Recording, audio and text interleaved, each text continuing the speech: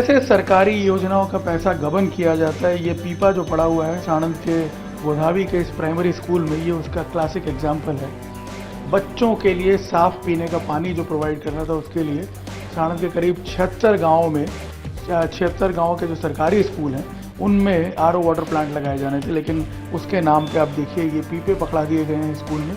और यहाँ पे गोदावरी के स्कूल में तो ये लगा भी नहीं है। इससे आप अंदाज़ा लगाइए 2.5 लाख रुपए इसकी कीमत कोट की गई और उसके बदले में क्या है, ये पीपा लगा हुआ है। और अंदाज़ा लगाइए कि सारा पैसा जो है वो कॉन्ट्रैक्टर और अधिकारियों की जेब में चला गया।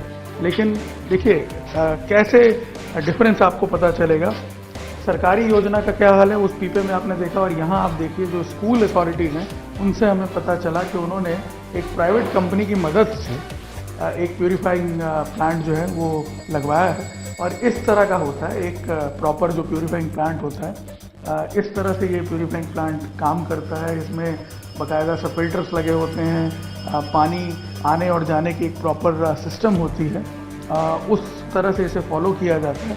अब आप सोचिए स्कूल बिना सरकार की मदद के एक प्राइवेट संस्था से डोनेट करवा के इस तरह से आरओ प्लांट लगा सकता है, सुचारू रूप से वो चलाया भी जा सकता है। और यहाँ आप देखिए जो सरकार बच्चों के लिए कर रही है, जो कि उसकी प्राइम रिस्पॉन्सिबिलिटी है, बेसिक रिस्पॉन्सिबिलिटी है, उसके नाम पे आप देख सकते हैं इस तरह से स्कैम्स हो रहे हैं।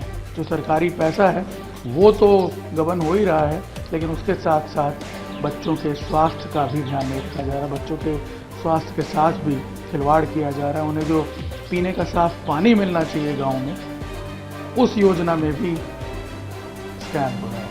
इस पूरे मामले की तहकीकात करते हुए पता चला है कि जिन 76 स्कूलों में ये आरओ प्लांट लगाए जाने थे, उसके लिए जो कॉन्ट्रैक्ट अलॉट करना था, उसमें जो टेंडरिंग का प्रोसेस अडॉप्ट किया गया उसमें भी बहुत घालमेल था, उसमें भी काफ़ी नियमों का उल्लंघन किया गया। और साणंद का एक ट्रस्ट है श्री राम मंडली, उसी से 3 अलग अलग नाम से जो हैं कोटेशंस मंगवा लिए गए और उसका जो कॉन्ट्रैक्टर हैं हसमुख पटेल, उन्हीं के नाम पे ये टेंडर जो है वो इशू कर दिया गया।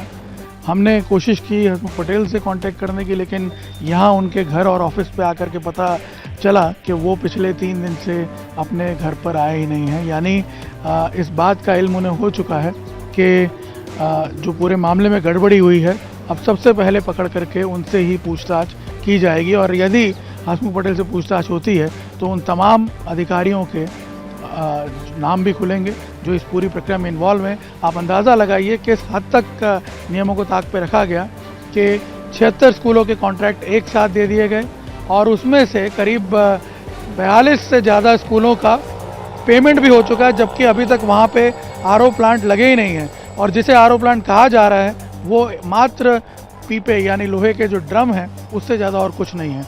तो आप अंदाज़ा लगाइए कैसे नियमों को ताक पे रख के पूरी तरह से सरकारी तिजोरी को लूटने का ये प्रयास किया गया। कैमरामैन अमित राठौड़ के साथ निर्णय कपूर, इंडिया टीवी, साणंद।